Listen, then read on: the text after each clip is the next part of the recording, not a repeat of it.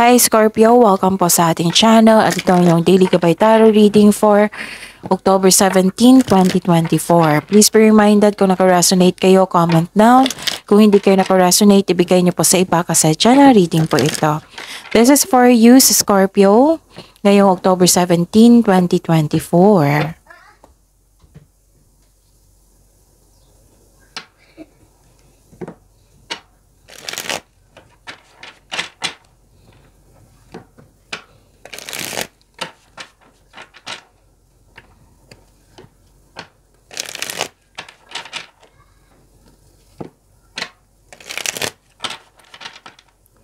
Para po ito sa inyo, Scorpio, ngayong October 17, 2024. Maraming salamat po sa inyong patuloy na suporta at maraming salamat din po sa mga hindi nag-skip ng ads.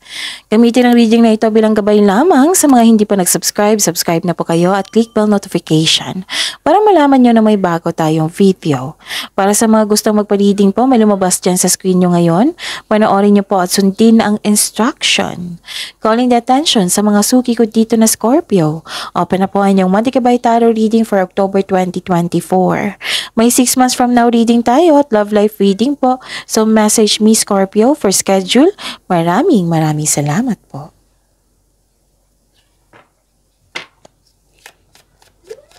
Spirits Guide, mga ganap po para kay Scorpio ngayong October 17, 2024. I need 3 cards po.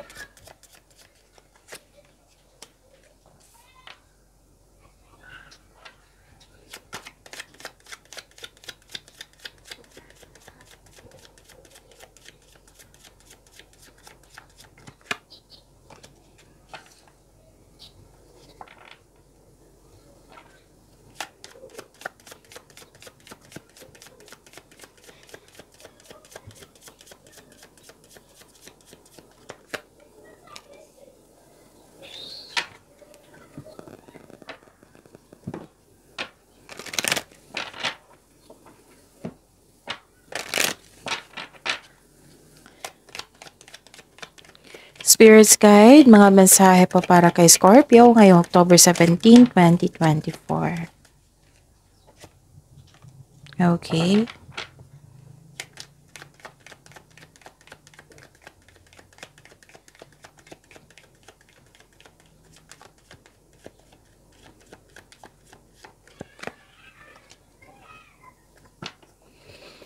Okay.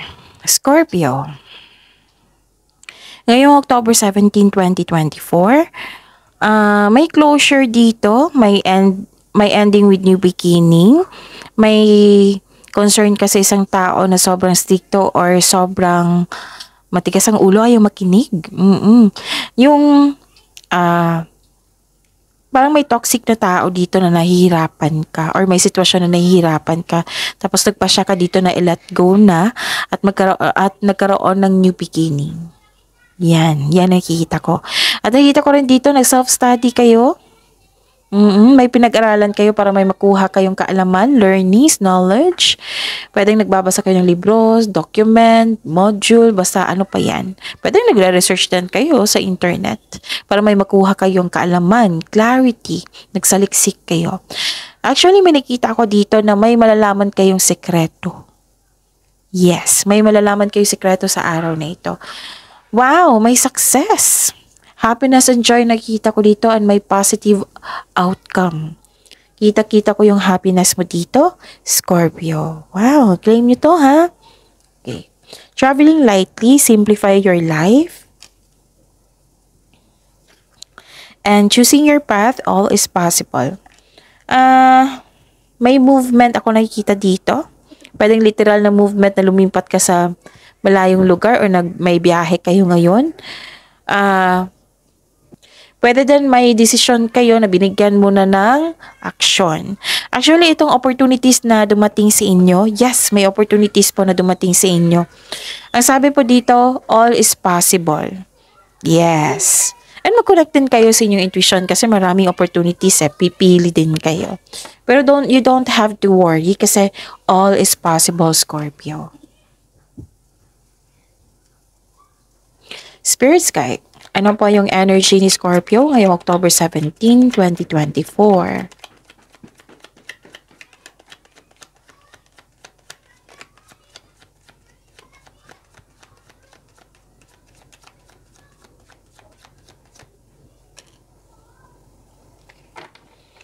And the clarification of this card po.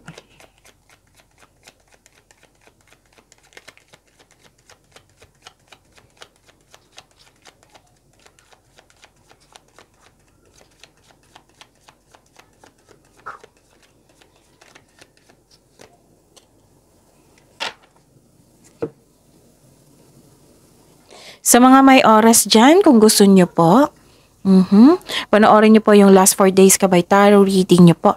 Like for example, napanood nyo ito ngayong October 17, 2024. Panoorin nyo po yung 16, 15, 14, 13. Kung may nakita kayo or may narinig kayong repeating message, kailangan nyo po iyan bigyan ng atensyon. Kung maaari po bigyan nyo po ng solusyon at aksyon. Remember, Scorpio, at the end of the day, alam mo na ikaw lang ang taong may kakayahan at responsable na gumawa ng sarili mong katotohanan at kinabukasan. So, ano yung energy ni Scorpio? Okay. Nakikita ko dito, may concern kayo sa isang immature na tao dito or oversensitive, selfish na tao. Mag-ingat kayo sa sasabihin sa kanya kasi baka nagkataon na masaktan siya or dahil sa pagkakaroon ng pagkakasensitive, naging sensitive siya, okay? May immature dito na tao na may mangyayaring confrontation po dahil sa hindi maganda ang kanyang pinagsasabi. And please know na sabi ng card niyo po dito, nag-remind po ang card niyo po dito na magbigay ng time sa inyong sarili. Kasi you may be taking life too serious. Wala ka ng time sa sarili mo, yun. So, give time para sa sarili. Okay? At may nakita ko ditong new beginning. Yes, this is new beginning. Nakatanggap kayo ng unconditional love, new feelings, pwedeng bagong kaibigan, bagong kakilala. This is nagbigay ka ng time for yourself. Beauty application, nakikita ko dito eh. Pleasure, andito rin. Self-love. Wow, ang ganda nito. So, this card tells you na the divine is offering you a new love. Yes, may parating na bagong pag-ibig po, which can arrive in many forms such as self-love, new relationship, or new connection sa isang tao na magbibigay ng love, peace, and happiness sa iyong buhay.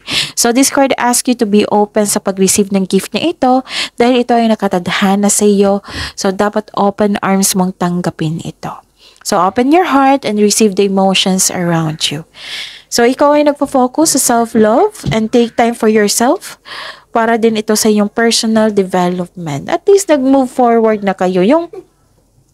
What I meant is, nagbigay ka ng time sa inyong sarili. Kasi you may be you're taking your life as sobrang seryoso na wala lang time sa sarili.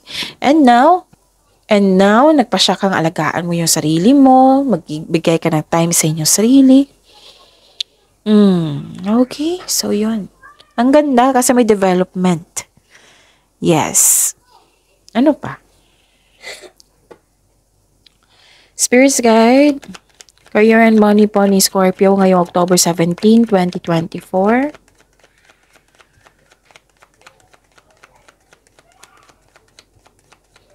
Kung may narinig kayong ingay ha, may mga batang naglaro sa labas. Kasi uwian na eh. So, focus kayo sa akin ha para makuha kayong gabay. And don't worry, nakafocus ako sa reading natin.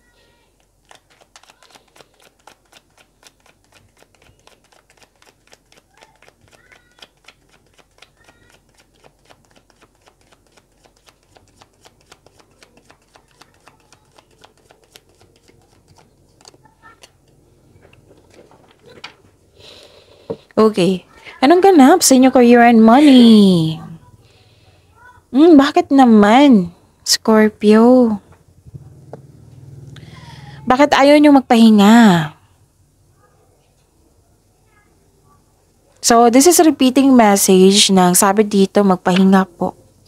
Magbigay ng time sa sarili, sa pamilya. Nakikita ko dito yung restlessness mo, you are avoiding self-reflection. Bakit naman? Walang pahinga, ayaw mong magpahinga, wala kang tulog, ayaw mong matulog. Ganon. Nakikita ko dito na hindi ka kampante. parang may bother ka sa isang tao na hindi namamansin sa'yo. Parang ganun. Parang may ganap na ganyan. Mm. So, bigyan ng rest o mag-rest kayo, mag-vacation leave kayo kung nakaramdam kayo ng pagod. Okay? Kasi kung magbigay ka ng pahinga, magbibigay na ito ng increased productivity and a healthier mental state. Kung naguguluhan ka ngayon, kung mag-relax ka, pagbalik mo, okay ka na. So, time for reflection din ay kailangan po. Sabi ng card dito. Marami kayong iniisip eh. Actually, nakaramdam kayo ng pagod pero ayaw nyo magpahinga. Nakaramdam kayo ng stress pero ayaw nyo talaga magpahinga. So, this card asks you to relax, calm your mind, and reflect. Sleep and meditation ay kailangan. Kung hindi nyo alam kung paano mag-time for reflection, then i-research nyo sa Google po. Makakatulong din yan sa pag-stop ng overthinking po. Yes. So, pwede kung mag-vacation leave kayo. Ganun. So, yun. Ano pa? Nakikita ko rin dito na granted yung manifestation mo. Wow. May bigla ang pagbabago dito. What I meant is my solid beginnings. Oo.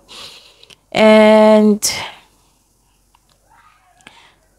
I think nakapili na kayo kasi sobrang busy nyo dito. Gusto mong focus eh. Ganito talaga si Scorpio na pag tutok ito sa trabaho, gusto niyang tatapusin. Walang pending, ganun. Gusto niyang tapusin. Granted yung manifestation nyo dito, oh. Claim nyo to, Scorpio. Nagkaroon ng solid beginnings. May mabuting balita ukol sa bagay na papasukan. Pwedeng sa trabaho ito, sa scholarship, and so on. Pwede din kakasimula mo lang sa trabaho sa isang kumpanya or negosyo. Ang sabi ng card dito, patuloy mo lang, Scorpio, ang pagsisikap na ito. Tutukan mo ito ng mabuti kasi magkakaroon ng self and financial growth. Maging bukas din kayo sa mga advice ng mga nakakatanda or sa mga what I meant is mga wiser, well-experienced na marami na experience sa buhay. Makatulong yan sila. May parating po na masaganang panimula sa workplace mo or sa negosyo. Ingatan nyo talaga ang paggawa ng plano. Siguraduhin konkretong plano yan para magtagumpay ito. Ilan din dito, dine-develop nyo ang hobby nyo or skills nyo para makadagdag income. Wow. So, sabi ko nga kanina na sobrang busy nyo na wala na kayong time sa inyo, sarili, ganon. Pero bibigyan mo naman ng time at the end of the day. Bibigyan mo ng time. Tutok ka masyado sa trabaho mo dito. You're putting effort without rushing. Wow, this is good. At least hindi kayo nagmadali. Pero tatapusin mo ito talaga.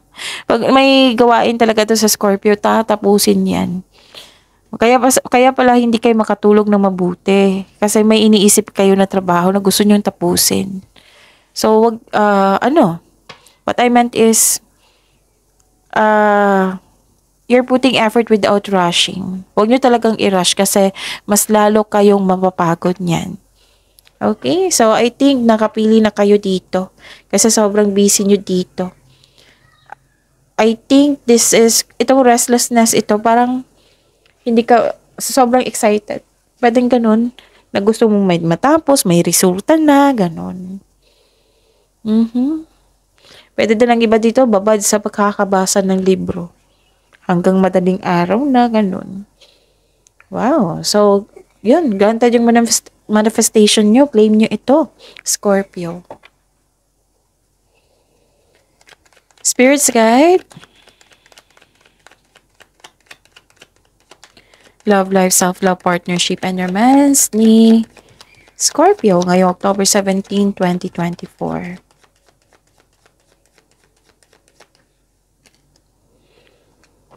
The clarification of this card po.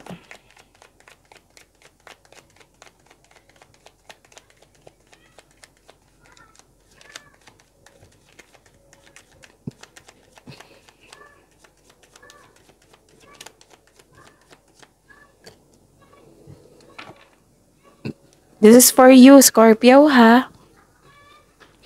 Maraming salamat po sa patuloy na tiwala at suporta sa ating channel. At maraming salamat din po sa mga hindi nag-skip ng ads. May lumabas dyan sa screen nyo ngayon, panoorin nyo po. Kung gusto nyo po iyan, then follow instruction. Okay. May away dito, bakit naman? May away, tensyon, may concern ka sa irresponsable na tao. Okay. Kasi kanina pa to Scorpio. Diba may sabi dito na give time for yourself. At ginawa mo naman. And may inulit dito na kailangan nyo talagang balansehin yung oras sa family, sa sarili, at sa career and money. Balance po ay kailangan dito. Kasi I think may nagreklamo na sa inyo. Ano ba yan, Scorpio? Parati ka na lang trabaho ng trabaho. Wala ka ng time sa amin. Wala ka ng time sa iyong sarili. Oo. Or pwede din na may concern ka sa irresponsible na tao. Actually, may advice card dito na control on overspending po daw. Ingatan nyo po ang pera nyo. Kasi ayaw ng card dito madisbalanse kayo sa kaperahan. Pwede din na may concern ka sa isang tao na gasta ng gasta. Kausapin mo, Scorpio. In a nice way. Okay? So, yun. Kailangan na ayaw kasi ng card dito. Maaari din nakatanggap kayo ng malaking pera. Pwedeng kahapon or ngayon. And sabi ng card dito, control on overspending, mag-save. So, ayaw talaga ng card dito na magkaroon ng disbalance sa inyong pera. Baka nagalaw yung ipon. So, yun. Kung hindi to problema mo, problema sa isang tao, kausapin nyo. Okay? Yun. So, yun. Ano pa? Scorpio. May, sa mga single dyan, this is a signal na ang romantic relationship with someone. What I meant is, sa mga single dyan, may romantic relationship dito na you consider na with someone you consider a teacher or student. Or marami kang natutunan sa kanya. Pwedeng na-fall ka sa kanya or siya yung na-fall sa iyo. Oo. Sa mga may relasyon sa buhay mag-asawa, may pamamanhi ka na magaganap o kasal. You and your partner have a strong beliefs about... okay. Nasali yung mag-asawa, right? So, sa mga may relasyon dito, may pamanihi ka na magaganap or kasal. You and your partner have a strong beliefs about romantic and partnership. So, wedding bells is coming. Sa buhay mag-asawa, oo. Nakikita ko dito na yung nasunod ang gusto nyo, nasunod yung desisyon nyo, nag-uusap kayo, you are sharing your kindness. Oo. May tradisyon dito na anong tawag dito? May tradisyon dito na natupad. Pwede ding ideas, desisyon, tradisyon, natupad. Yes. Oo. This is, naka-receive din kayo ng divine wisdom or isang wisdom message from your partner. Pwedeng ganun. Okay. It might be nasabi ko na So, may nakita ko dito pag-aaral talaga. Nag-aaral kayo or nagbabasa kayo or may natutunan kayo sa isang tao. Ganun. Yun yung nakikita ko dito. May napansin ako. Si Cancer, Pisces, and Scorpio, lahat ng water signs may problema kayo sa immature na tao. Pero don't worry kasi Scorpio, may new beginning naman. Kailangan lang ng pagtanggap. And tama tong ginawa mo dito na mag-move forward kayo. And focus kayo sa binigay na blessing sa inyo kasi may success and positive opportunities dito. Okay? So, pagyamanin nyo yan. Okay? Para mas maging successful pa. Tapos, kung may problema kayo sa immature na tao, pagbutihin nyo, improve your communication skills. Okay? See you tomorrow, Scorpio. Please like, subscribe, and click bell button for notification para updated po kayo sa daily tarot reading natin. Maraming salamat po.